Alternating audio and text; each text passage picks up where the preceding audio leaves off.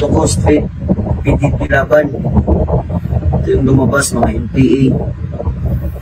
O sino to? Balon Uberto. O Gilbert Manoy. Hindi naman to yung binoto ko.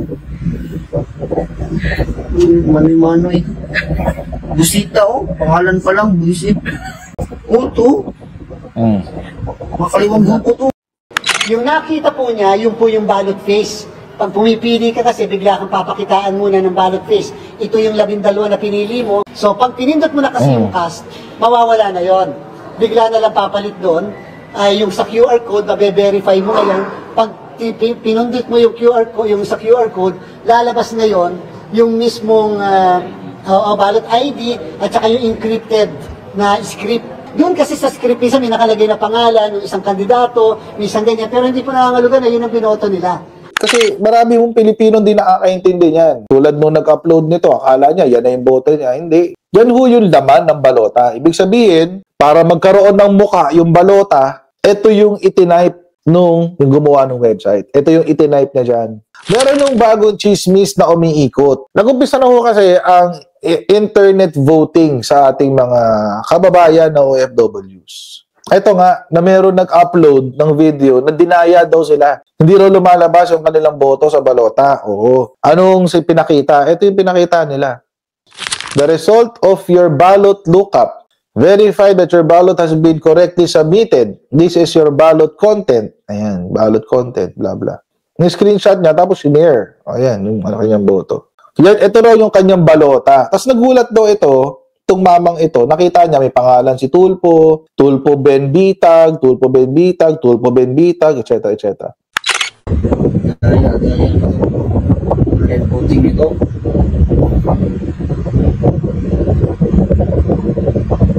Lumabas, mga kababayan. Lumabas sa boto ko. Binoto ko straight PDP laban. Ito yung lumabas, mga NPA.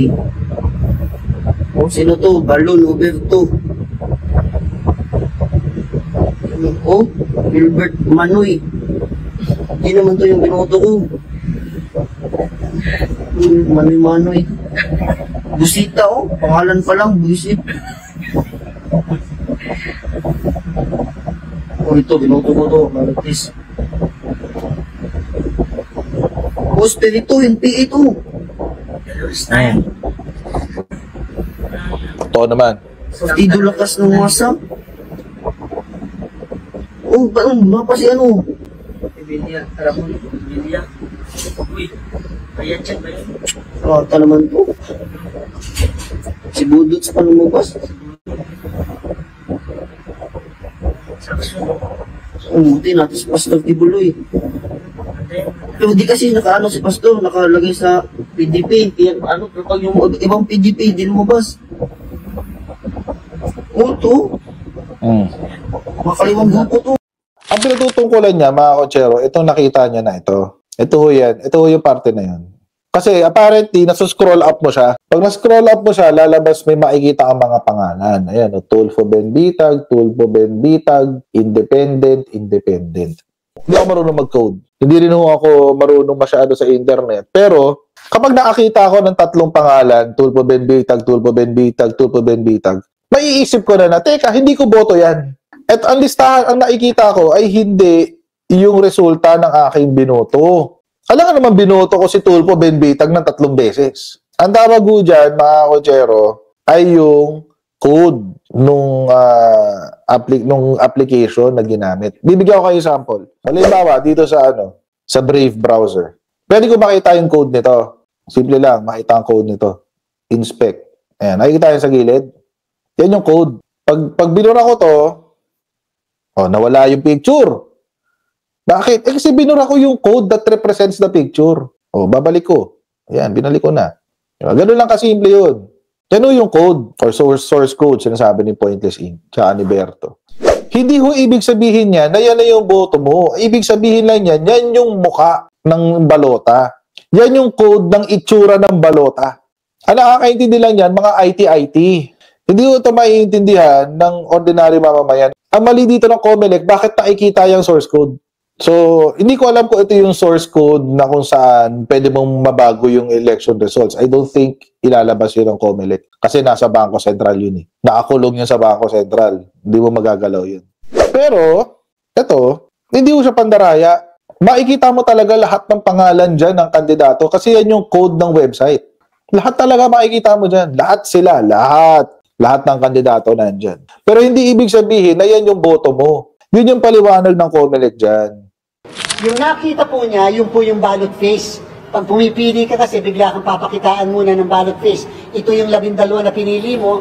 Actually, merong isang taga-media.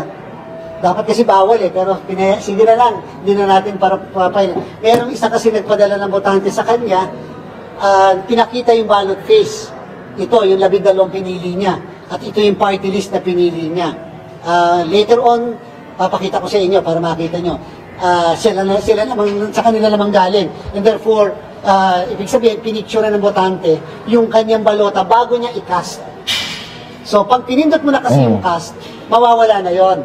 Bigla na lang papalit doon, yung sa QR code, mabe-verify mo ngayon. Pag pinundot mo yung QR code, yung sa QR code, lalabas ngayon yung mismong ballot ID at saka yung encrypted na script.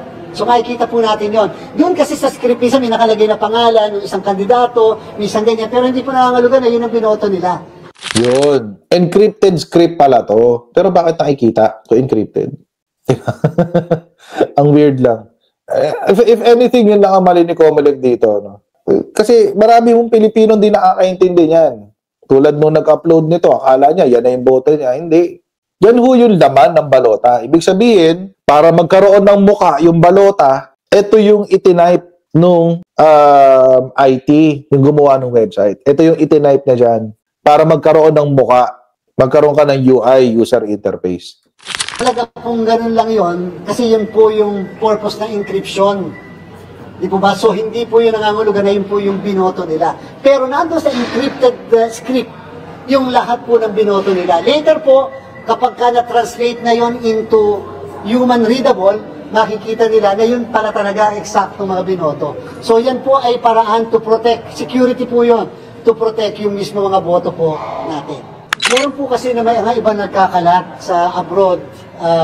Unfortunately, whether wag daw pagtiwala ng internet voting, sana po maunawaan naman na napaka-conveniente po sa ating mga kababayan. Lalo na po yung pagkalalayo ang kanilang tinitirahan o pinagtatrabahuhan sa mga embahada o konsulada. Tapos isisihin natin po bakit hindi nakakaboto yung mga kababayan natin. Diba sabi po natin, wala dapat maiiwan dito sa botohan? Diba sinabi po natin, wala dapat madidisenfranchise ng mga kababayan natin? Ito po ang pagkakataon natin makaboto. Gamit lang ang internet, siguradong makakaboto po tayo. Lagi naman po pagka first time, may pagbabago, laging may agam-agam, laging may question. 2010, tandang-tanda ng lahat. Nung magkaroon tayo ng malawakan na pagpapaboto gamit ang mga makina. Hindi ba ganun din ang duda? Kasi nga, nasanay tayo sa pagboto manually. Pero later on, tinanggap din natin yung pagpapaboto gamit po ang mga makina. Ganyan po talaga.